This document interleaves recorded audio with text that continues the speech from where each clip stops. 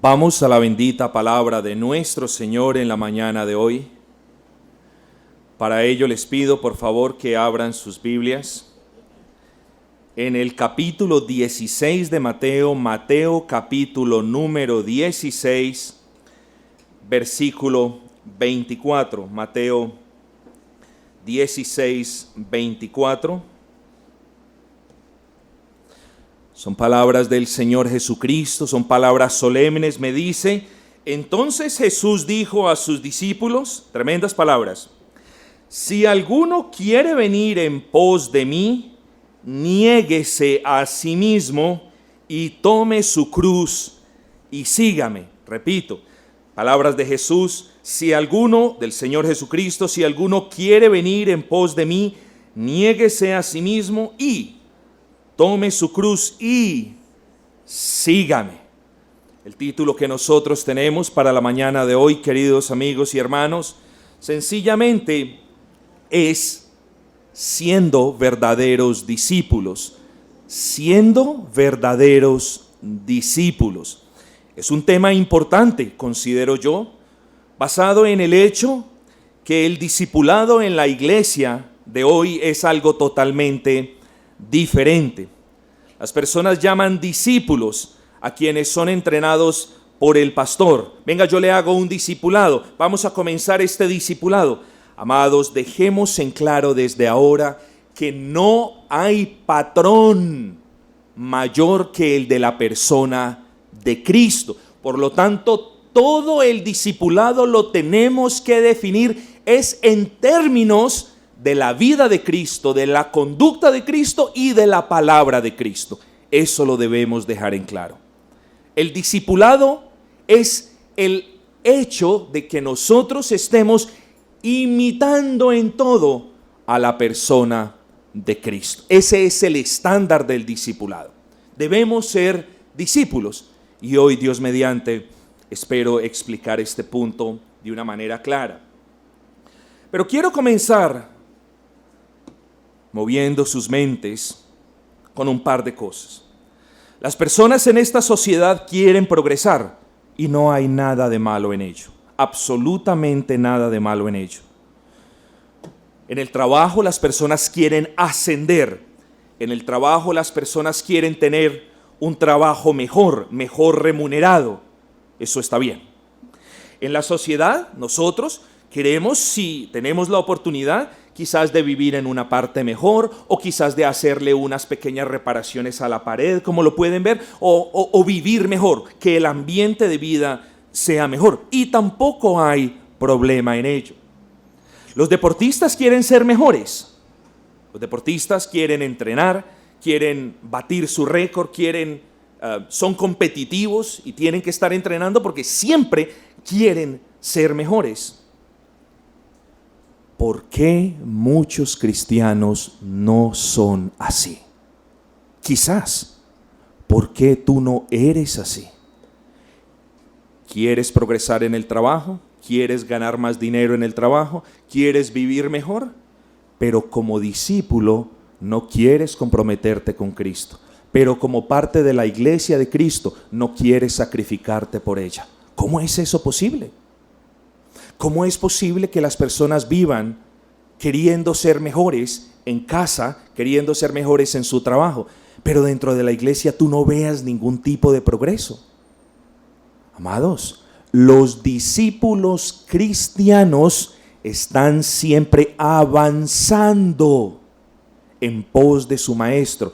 Siempre se están santificando, siempre están dejando atrás las cosas de su vieja naturaleza y están andando en pos de las virtudes, de los dones, de la conducta de Cristo. Pero ¿por qué las personas en las iglesias no quieren avanzar? Eso es una realidad, piénselo. Viene el caso de la persona que dice: oh, yo ya soy convertido, yo ya soy salvo, no necesito mucho, ya soy salvo. ¿Voy a la iglesia o no voy a la iglesia? Soy salvo, no me importa. ¿Trabajo, sirvo en la iglesia? No importa, ya soy salvo. ¿Hago o no hago, ofrendo o no ofrendo? No importa, ya soy salvo. No, mis amados hermanos, recuerden la regla de oro para reconocer a una persona con gracia. Por sus frutos los conoceréis. Por el avance en santificación los conoceréis. Por el servicio a Cristo los conoceréis. Aún, ni siquiera por las ofrendas tú puedes conocer a alguien. Ni aún por las ofrendas. Por el servicio a Cristo, por la santificación. Por eso los vamos conociendo. Pero ¿por qué yo traigo a colación este ejemplo? Bueno, sencillamente porque el Señor nos manda en el versículo 24, si alguno quiere venir, es algo libre, fíjense, si alguno quiere venir en pos de mí, si alguno quiere ser mi discípulo, entonces lo primero que hay que hacer es negarse a sí mismo, lo segundo es tomar la cruz y lo tercero, andar, seguir a Cristo. Es muy importante, porque las personas hoy en día viven siguiendo sus propias concupiscencias. Usted va a las iglesias, va a otros lugares y las personas están siguiendo a hombres, están siguiendo doctrinas de hombres. No, aquí está claro, quedó muy evidente que para ser discípulo de Cristo hay, uno, que negarse a sí mismo, dos, que tomar la cruz del sacrificio de la obediencia y tres, seguir a Cristo.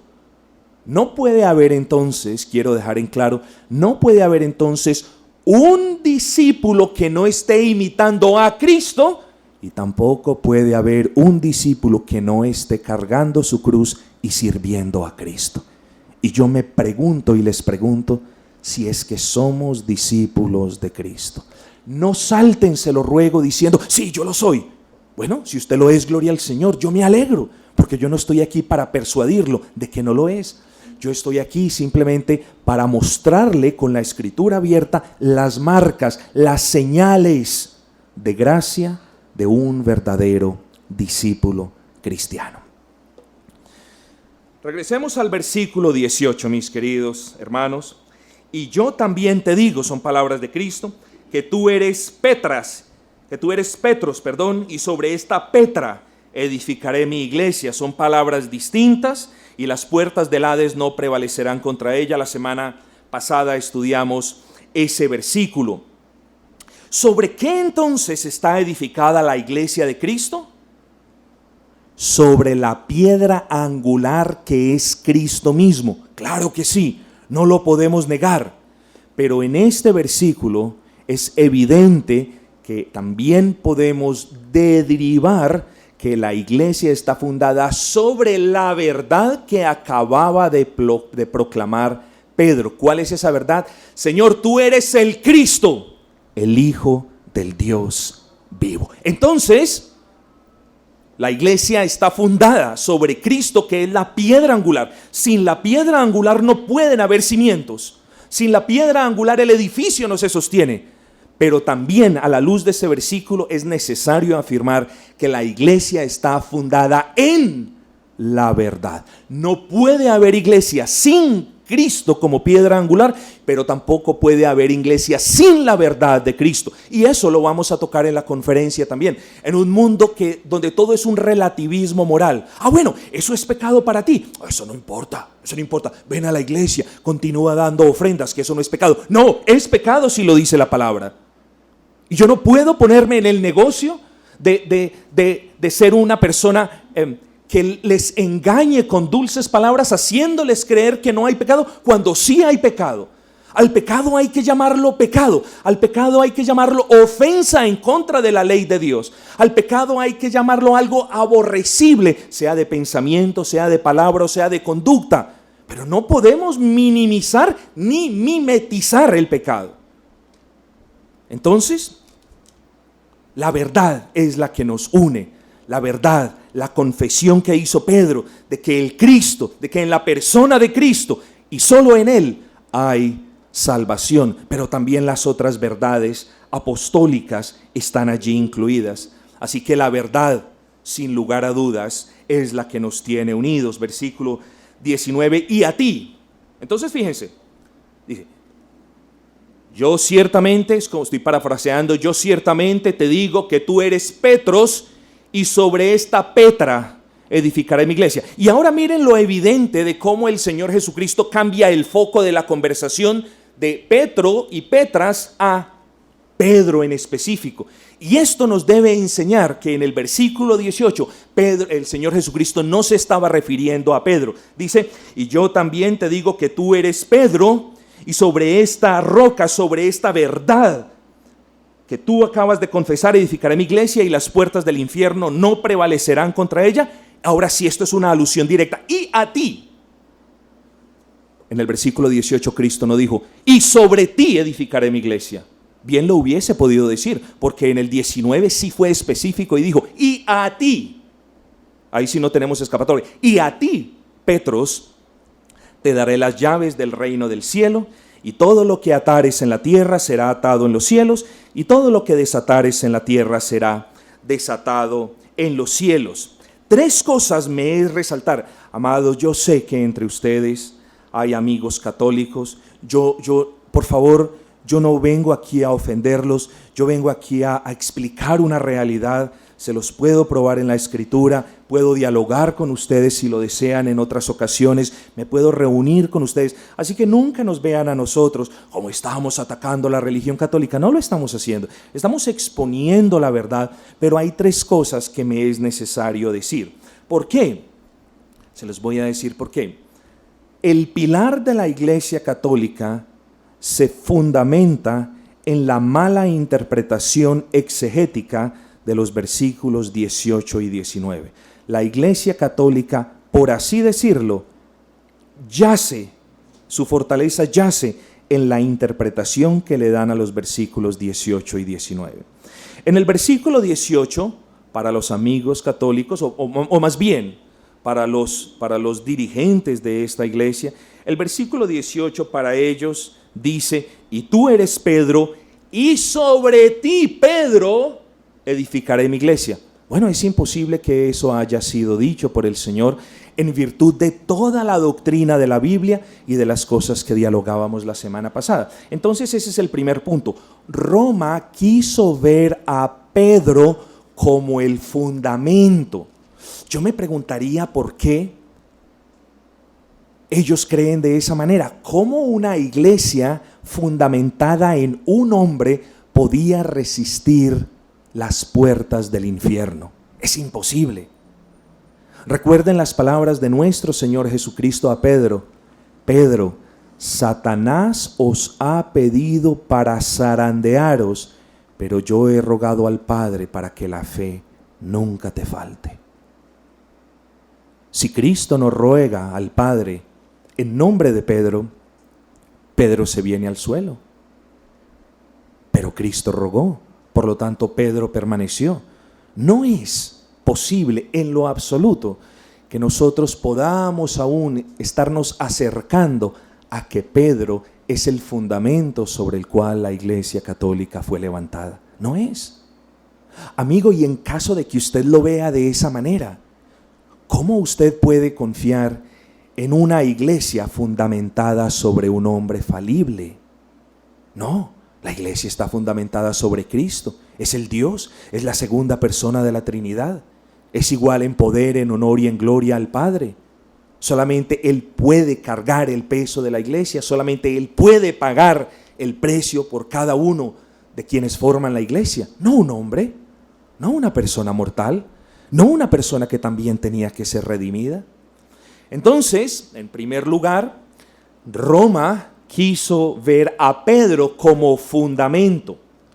Y entonces miren cómo tejió Roma todas estas cosas. Como dijeron que Pedro era el fundamento, bueno, pan comido de ahí en adelante. Ahora ellos habrían de inventar los sucesores de Pedro. ¿Ven? En ninguna parte de la Escritura, mis amados hermanos, podemos encontrar algo de sucesión apostólica. En ninguna parte. Cuando murió o cuando Judas se suicidó, el grupo de los 12 quedaron completados otra vez con la inclusión de Matías. Ustedes recuerdan todo eso muy bien. Cuando murió otro apóstol antes del año 70, el grupo de los 12 volvió a ser relleno con la inclusión de aquel que se llamó a sí mismo abortivo. El último, escuchen, el último de todos los apóstoles, que fue el apóstol Pablo. Ahí terminó el oficio apostólico. Nunca más hubo sucesión apostólica. Pero entonces, cuando la iglesia de Roma, y lo digo con sumo respeto, aquí no estamos atacando a nadie, pero cuando la iglesia de Roma malinterpretó el versículo 18 y 19 del capítulo 16 de Mateo, ahí lo dijeron, bingo, si hacemos de Pedro el fundamento, muy sencillo, hagámonos a nosotros sucesores. Entonces, tenemos a Pedro como fundamento y nosotros nos hacemos sucesores, así que vamos a perpetuar, entre comillas, el oficio apostólico. Pero fíjense en lo que dice el versículo 19. Y te daré a ti las llaves del reino de los cielos. Entonces miren la concatenación, miren la cadena lógica de eventos. Bueno, vamos a hacer que Pedro sea la base de la iglesia. Entonces, otra cosa que tenemos que hacer es perpetuar el oficio apostólico, porque cuando Pedro muera, él le tiene que pasar las llaves del reino de los cielos a quien le sigue, y cuando éste muera, a quien le sigue. Por lo tanto, las llaves del reino de los cielos siempre, entre comillas, ellos dicen, siempre iban a quedar con un hombre. ¿Ustedes saben qué pasó? Que en el siglo XIV y por años más, y aún después de allí, la Iglesia Católica comenzó a vender la entrada al reino de los cielos. A vender. Cuando les hablo de vender, es vender con dinero, por dinero. ¿Por qué? ¿Ven? Porque ellos tenían las llaves del reino de los cielos. Ellos decían, la potestad de dejar entrar o de sacar y que nadie jamás volviera a entrar. Entonces las personas en este oscurantismo, en esta nube de ignorancia, ¿qué pasó? Bueno, muy sencillo. Comenzaron a pagar para que sus penas fueran purgadas, comenzaron a pagar por 3,000 años en el purgatorio, cualquier cantidad de cosas. Entonces esto fue tremendo. ¿Cómo manipularon un versículo? Amados, no quiero ser negativo, explico, sino quiero decirles a ustedes lo que pasó. Y entonces así el Papa se quedó con las llaves del reino. ¿Ven? Vendían la entrada del reino, tenían control de quién estaba en el reino y también podían echar del reino a quien querían. ¿Por qué? Porque tenían las llaves de la entrada del reino, cosa que es totalmente contraria al principio de la Escritura. Pero entonces quedamos con una pregunta: ¿qué significan entonces las llaves del reino? Claro, ya dijimos la parte negativa, ahora tenemos que venir a examinar qué significa. ¿Qué significan? ¿Son llaves materiales? ¿Qué significan? Hay dos llaves a las que principalmente se refiere este versículo. La primera es la predicación del Evangelio, porque esa en sí es la llave del reino de los cielos. No puede, escuchen, no puede haber entrada al reino de los cielos si yo no oigo el Evangelio y si yo no creo el Evangelio, por supuesto. No puede. El Evangelio es el instrumento, entre comillas, usado por Dios para abrir las puertas del reino de los cielos. No puede haber alguien que diga, ve, yo escuché el mensaje de Buda, ve, y ahora voy rumbo al reino de los cielos.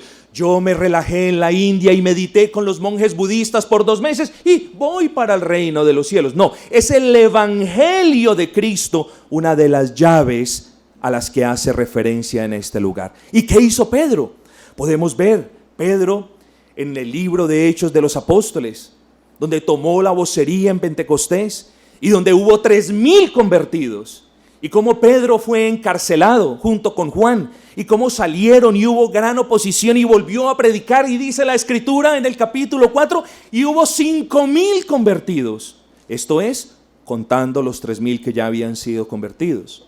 Entonces, claro, fue Pedro, por así decirlo, el instrumento, o a través de la predicación del Evangelio que Pedro hizo, la puerta que se abrió para judíos y para gentiles. Entonces, desde esa perspectiva, la llave la podemos mirar como el bendito evangelio de la gracia salvadora de Cristo. Pero también el evangelio significa, las llaves significa el ejercicio de la disciplina, o lo que decimos la disciplina en la iglesia. Tengamos cuidado, mis amados hermanos, que me gustaría hablar un poco más al respecto, pero cuando lleguemos al capítulo 18, que es el modelo eclesiástico de la disciplina en la iglesia, vamos a ampliar un poquito más al respecto. Pero sin lugar a dudas, la segunda llave es la disciplina. No hay duda de eso. Yo los quiero llevar a Primera de Corintios, capítulo 5. Primera de Corintios, capítulo 5, les leo desde el versículo 1. De cierto se oye que hay entre vosotros fornicación, y tal fornicación cual ni aún se nombra entre los gentiles, tanto que alguno tiene la mujer de su padre. Y vosotros estáis envanecidos. ¿No debierais más bien haberos lamentado para que fuese quitado de en medio de vosotros el que cometió tal acción? Ciertamente yo como ausente en cuerpo, pero presente en espíritu, ya como presente he juzgado al que tal cosa ha hecho. Versículo 4, en el nombre de nuestro Señor Jesucristo, es decir, como iglesia vosotros reunidos, y mi espíritu con el poder de nuestro Señor Jesucristo, el tal sea entregado a Satanás para destrucción de la carne, a fin de que el espíritu sea salvo en el día del Señor Jesús. Oh, tremendo. Disciplina eclesiástica de manera clara. La persona usa la expresión, Pablo usa la expresión entregado a Satanás, es decir, fuera de la protección y de la comunión de la iglesia. Es una persona que fue expulsada debido a su mal comportamiento, debido a su mal testimonio, debido a la porquería de vida en la que andaba. Entonces, en cierta manera, las llaves a las que hace referencia el Señor, no solamente se las entregó a Pedro, sino que por supuesto a todos los apóstoles en esa etapa fundacional y única de la iglesia de Cristo a partir de Pentecostés. Yo no tengo las llaves. La iglesia tiene las llaves. Yo no las tengo, porque si no, entonces yo fuese un sucesor de los apóstoles. Es la iglesia a la que Dios le ha conferido el poder, el derecho, la obligación de predicar el evangelio, pero también de mantener limpia la iglesia de personas que sean y que vivan de manera desordenada. De esa manera, entonces, nosotros aplicando la disciplina, decimos, si lo vemos de esa manera, aplicando la disciplina, decimos que nosotros expulsamos a la persona de la iglesia porque el Señor nos ha concedido la potestad para hacerlo. O también, como dice el Señor en Hechos capítulo 2, el Señor añadía a la iglesia los que habían de ser salvos. La iglesia, no yo, la iglesia es la que admite los miembros dentro de ella. En ese sentido, la iglesia también tiene las llaves de la comunión y de la bienvenida y de la mano derecha en señal de comunión. Eso es lo que significan las llaves. Las llaves no significa el derecho de manera indiscriminada de echar o de aceptar a cualquier persona o de hacer de la iglesia una empresa privada. Eso no significa tener las llaves. La iglesia es propiedad de Cristo, el pastor es el administrador y nosotros como iglesia nos reunimos rogándole al Señor discernimiento para ver qué persona nosotros expulsamos de la comunión y también para ver a qué persona recibimos. Si no expulsamos de la comunión a las personas que están andando mal, la iglesia se va a corromper. Y si no tenemos discernimiento al examinar la vida y el testimonio de quienes están aplicando por la membresía de la iglesia, también vamos a corromper la iglesia. Así que la iglesia tiene la potestad de expulsar a alguien y también de recibirlo de regreso. Recae en la iglesia. Versículo 19, y a ti te daré las llaves del reino. Ciertamente esto lo vemos cumpliéndose de manera esencial en el libro de Hechos, en la predicación para judíos y para gentiles, y también las llaves la tienen sin lugar a dudas quienes estaban con él, los apóstoles. Y todo lo que atares en la tierra será atado en el cielo, y todo lo que desatares en la tierra será desatado en los cielos. Amados, creo que es obvio, no voy a tardar mucho en esto, pero creo que es obvio que venimos de costumbres donde yo ato y yo desato, y yo ato bendiciones y yo desato espíritus. Bueno, eso no significa esto, ¿ok? Eso en nada, aquí no veo nada. Escuchen ustedes, todo lo que atases no está hablando sino de objetos o de prácticas o de doctrinas. No está hablando ni de personas, ni está hablando de espíritus. Todo lo que atases en la tierra, esa es la idea en el original griego, todo lo que atases, no está hablando absolutamente de riquezas ni de estas cuestiones. Atar demonios en la tierra, desatar bendiciones desde la tierra, no, esto hace referencia a una expresión rabínica de los rabinos, de los rabíes judíos, que era muy utilizada en aquel entonces, y esta expresión atar y desatar simplemente se puede entender como lo que se permitía y lo que no se permitía dentro de la iglesia. Queridos hermanos, Cristo fue el fundamento de la iglesia, la piedra angular, sin lugar a dudas. Pero fueron los apóstoles, por la inspiración del Espíritu Santo, quienes le dieron forma a la iglesia y quienes dejaron en la Escritura el patrón para la iglesia, tanto de su gobierno como de la conducta y como de las prácticas y de las ordenanzas. Hoy tenemos una de ellas, la Cena del Señor.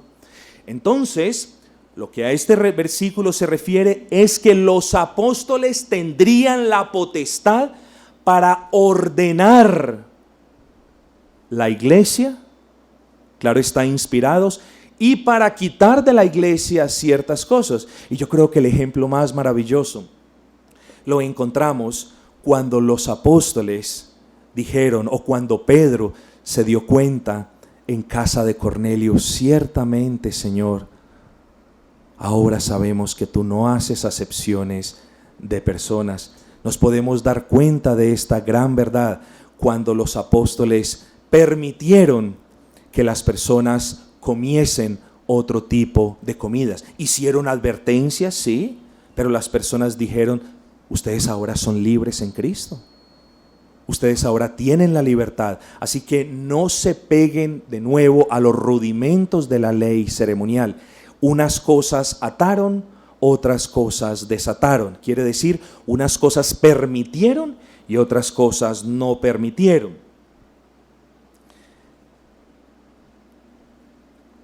Versículo 20. Lo que les estoy diciendo, amados hermanos, es que en esto de atar o de desatar hay dos cosas. Uno, solamente estaba en la posición de los apóstoles para hacer esto, y dos, estas cuestiones no se constituyen como un decreto o como palabras de nivel ejecutivo, donde si yo ato, entonces Dios tiene que desatar desde los cielos. Si esto fuera cierto, la mayoría de personas que desatan riquezas de lo alto estarían tapadas en plata. La mayoría de personas que atan espíritus y de toda clase de cosas, pues serían grandes exorcistas. Y la verdad del asunto es que estas palabras no tienen el poder para nosotros, sino simplemente nos están enseñando de que los discípulos del Señor, de que los apóstoles permitieron unas prácticas en la iglesia y prohibieron otras prácticas en la iglesia, y eso se les fue contado como norma autoritativa, porque el Señor les dio el respaldo a ellos de que todo lo que prohibiesen habría de ser sellado, atestado en los cielos, y de que todo lo que ellos permitiesen también habría de tener el respaldo de los cielos. A eso se refiere, no se refiere a ningún yo ato o desato y a ninguna de estas cosas. Vamos moviéndonos al versículo 20.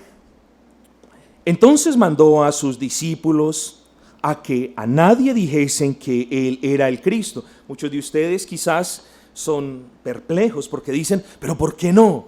pero porque el Señor no quería que muchos supieran. Bueno, en primera instancia el Señor no quería en lo más mínimo llamar la atención.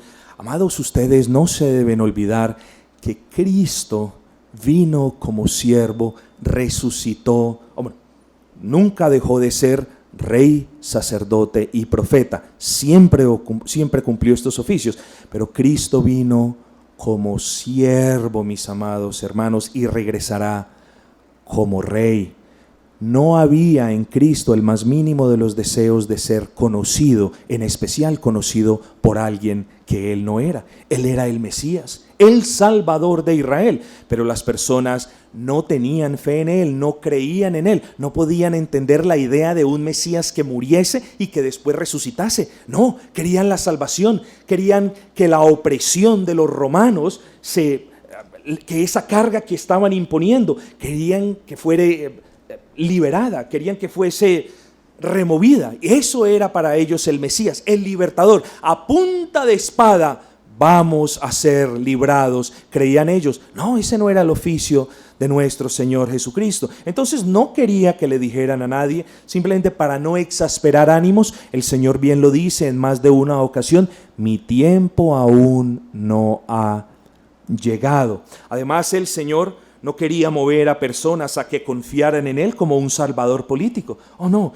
Él era el Mesías, quien iba a salvar a su pueblo de los pecados. Aquel gran varón perfecto y Dios perfecto, profetizado por Isaías, que en la cruz del Calvario pagó el precio de nuestras almas, que derramó toda su sangre para perdonar todos nuestros pecados, que fue horadado, golpeado, abofeteado y escupido para que nosotros disfrutemos eternamente de la gracia del Señor.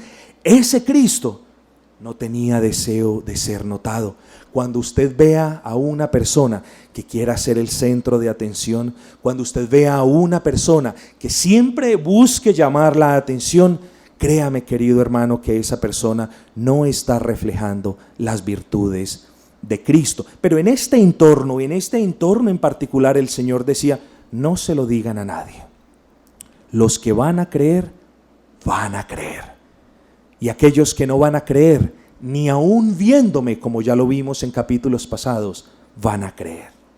Versículo 21. Desde entonces comenzó Jesús a declarar a sus discípulos que le era necesario ir a Jerusalén y padecer mucho de los ancianos, de los principales sacerdotes y de los escribas, y ser muerto y resucitar al tercer día. Entonces Pedro, tomándole aparte, comenzó a reprenderle. Ese es el significado en el original griego. Comenzó a reprenderle, comenzó a reprocharle, comenzó a preguntarle, a cuestionarle, diciéndole: Señor, ten compasión de ti, que de ninguna manera que esto te pase a ti. Quítate de delante de mí, Satanás. Me eres tropiezo, porque no pones la mira en las cosas de Dios, sino en las de los hombres. Tremendo. Le era necesario. Era la primera alusión clara, mis queridos hermanos, a la muerte, al sufrimiento, a la muerte y a su resurrección. Él ya lo había dicho de manera implícita: derribad este templo y yo lo reconstruiré en 3 días. Él ya lo había dicho de manera implícita: mostrad qué señal tenéis para que creamos en ti. Señal alguna se le dará a esta generación incrédula y perversa, sino la señal del profeta Jonás, que estuvo en el vientre de un pez 3 días y 3 noches. Él ya había, de una manera figurada, ya les había dicho acerca de su muerte y de su resurrección. Pero ahora les clarifica. Ahora los discípulos comienzan a tomar un poco de más madurez, comienzan a entender los propósitos. Ahora los discípulos deben estar pensando: bueno, la oposición se acrecenta, el Señor está siendo mucho más directo, algo está pasando. Y entonces el Señor les dice: mis amados, escuchen esto, me es necesario. Usted tiene una vuelta y alguien le dice en casa: mi hijo la hace mañana, hija la hace pasado mañana. No, me es necesario hacerla hoy porque el plazo termina hoy. Bueno, a Cristo le era necesario sufrir, morir y resucitar. Le era necesario. Iba a ser doloroso para sus amigos, pero era necesario para la vida de sus amigos. Los amigos iban a llorar, pero los amigos nunca jamás derramarían lágrima después de que el Señor los llamara a casa. Jamás. Pero ¿qué nos dice de aquellos que van al infierno? Es el lloro constante y el crujir de dientes, pero no aquellos quienes confiaron en Cristo, porque sus lágrimas fueron enjugadas por el Cordero, fueron secas por el Cordero. Mis queridos hermanos, era necesario que el Cristo muriese y sufriese. Y nosotros, en nuestros tiempos anteriores decíamos: ay, pobrecito el Señor que lo están crucificando. Amados, ninguno de nosotros entiende el dolor que sintió Cristo en la cruz. Ninguno de nosotros sintió o siente o puede sentir el dolor que sintió Cristo en la cruz. Porque el dolor que sintió Cristo en la cruz no fue meramente ni aquí, ni en su costado, ni en los pies. Fue un dolor en el alma de verse separado de su Padre, por así decirlo. Fue un dolor en el alma porque estaba alejado de Dios, para que nosotros por medio de Él nos pudiésemos acercar. Fue un sufrimiento más allá de lo que las películas lo pueden mostrar. Era necesario que el Señor sufriese. Era necesario que Él de manera voluntaria fuera a la cruz. Pobrecitos los judíos, pobrecito el Señor, fue traicionado. Los judíos lo llevaron a la cruz. Sí, los judíos fueron los que lo mataron.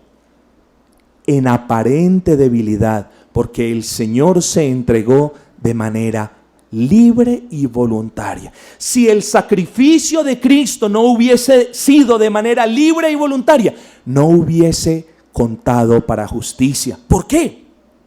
Amados, por el pacto de gracia, por ese convenio eterno entre Dios Padre y Dios Hijo, donde Dios Padre decreta desde antes de la fundación del mundo los que han de creer y venir a Él. Pero entonces también había permitido, o habría de permitir, que el hombre expresara su pecado, y había permitido la caída. Y entonces se gesta, se forma en la eternidad pasada este pacto de gracia, donde el Padre le da a Cristo toda su iglesia, pero donde Cristo, por así decirlo, le da al Padre su vida en rescate y en pago por la iglesia. Era necesario nuestra salvación. Lo vimos hace muchas semanas estudiando los miércoles el pacto de gracia. Nuestra salvación, escuchen porque esto es importante, nuestra salvación no se fundamenta en que yo levante mis manos y acepte a Cristo.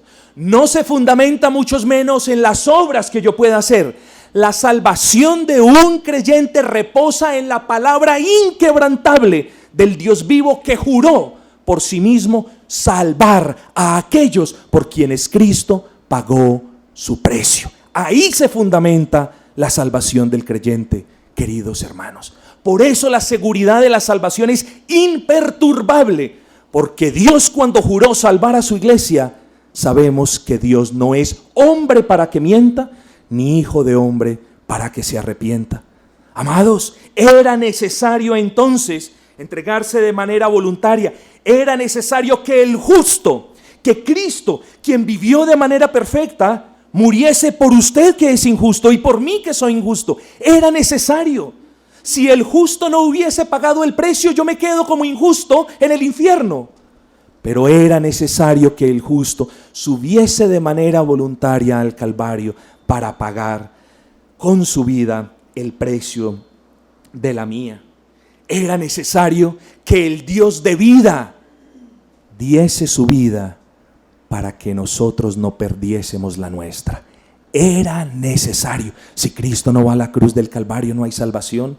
Si Cristo no va a la cruz del Calvario, no hay gozo. Si su sangre no es derramada, ¿cuánta? La mitad. Si toda su sangre no es derramada, todos mis pecados no pueden ser perdonados. Pero toda la sangre del Cordero fue derramada, mis amados. Era necesario que Él muriese para que yo tuviese vida, pero era necesario que Él resucitase dentro de los muertos para mostrarnos y para testificar y para dejar al enemigo sin poder alguno. Porque nadie tiene el poder sobre la vida sino el autor de la vida misma, Cristo. Era necesario que Él nos mostrara el camino al Padre. Nadie ha resucitado, ni Mahoma, ni Buda, ni los dioses hindúes, ni las leyendas griegas. Hombre, no solamente son leyendas, sino que otras no sabemos si en verdad han vivido o no. Bueno, Cristo descendió del cielo y tomó forma de hombre y vivió perfectamente, porque le era necesario sacrificarse de manera voluntaria y libre por el pecado de quienes creen en Él. Versículo 23, se nos acabó el tiempo, qué lástima, mis amados. Versículo 23, pero Él volviéndose, Cristo volviéndose, le dijo a Pedro, oye, tremendas palabras, quítate de delante de mí, Satanás.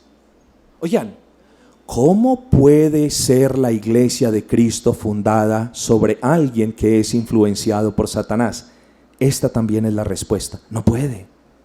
Y vemos claramente a una persona convertida, a una persona que amaba a Cristo, pero a una persona que es torpe, como nosotros muchas veces lo somos.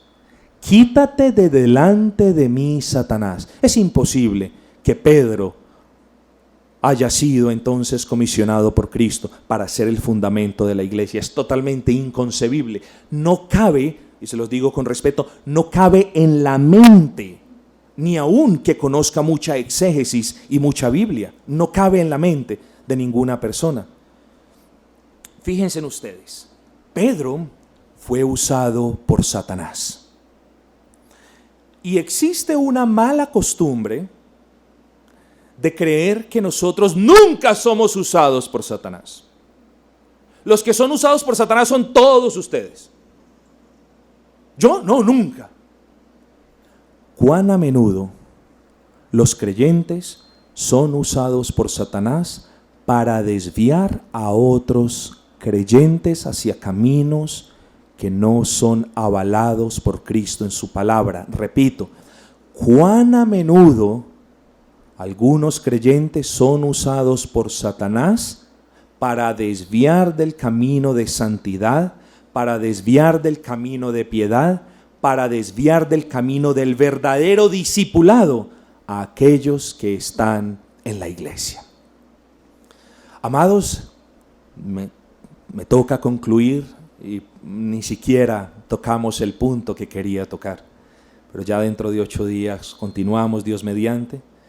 Pero me toca concluir simplemente diciendo, hablando un poquito del discipulado. El discipulado lo entendemos como el proceso mediante el cual una persona redimida se instruye en las palabras del maestro, mira al maestro, obedece al maestro, imita al maestro, pero también carga su cruz y sigue al maestro. No solamente aprender doctrina a los pies del maestro, no solamente imitar en conducta y en palabras al maestro, sino que cargando la cruz seguimos al maestro. Bíblicamente, ese es el verdadero discípulo. Ahora, cuando el Señor Jesucristo le dice a Pedro, apártate de mí, Satanás, le está diciendo, tú, aún como creyente, aún como ese gran instrumento que va a ser usado, muy pronto, también eres usado por Satanás.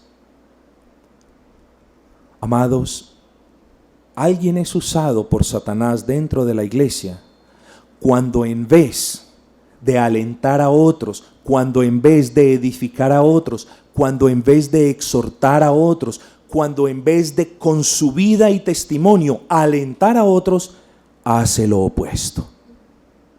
Eso es una persona que es usada por Satanás aún dentro de la iglesia. Y continúan siendo, queridos hermanos, y continúan siendo, pero a esas personas yo les debo decir, oye, cambia esa manera de ser o reconsidera los pasos. Pones la mirada en las cosas del hombre y no en las de Dios. Pedro, no pones tu mira en el cielo, Pedro recuerda, es necesario que sufra, que muera y que resucite por beneficio tuyo, Pedro. No me pidas que no vaya a la cruz, porque si no, estoy empleando, porque si no voy a la cruz, Pedro, te vas a condenar. ¿Por qué estás pensando en este mundo? ¿Por qué estás pensando, Pedro, que yo tengo que ser el Mesías con espada? No, Pedro, no pongas tu mirada en las cosas de los hombres. Levanta los ojos al cielo, pon tu mirada en las cosas celestiales. Amigos, y nosotros debemos hacer lo mismo, no poniendo la mirada en las cosas de los hombres. Pedro, no anheles vivir más tiempo en esta tierra. Anhela, desea vivir toda una eternidad alabando al Señor en los cielos. Amados, ¿qué es lo que queremos al llamarnos cristianos? ¿Vivir de manera cómoda? ¿Vivir de manera placentera? ¿Vivir de manera relajada? ¿O tomar la cruz negándonos a nosotros mismos para imitar en todo a Cristo? Aquí termino diciendo, no hay 3 tipos de personas en la iglesia, hay 2. Los que son ellos mismos y el yo es el centro de atracción y no quieren nunca sacrificarse y no quieren nunca darse en servicio y no quieren nunca compromiso. Y los que se niegan a sí mismos, poniendo la mirada en el reino de los cielos, toman la cruz y siguen a Cristo. ¿Cuál de los 2 eres? Quiera el Señor responder esa pregunta a tu corazón, si la has preguntado con el deseo de tener una respuesta. Vamos a cantar el último himno, es el himno número 58. Himno número 58. Jesucristo, mi cruz tomo, tus pisadas quiero seguir. Himno 58.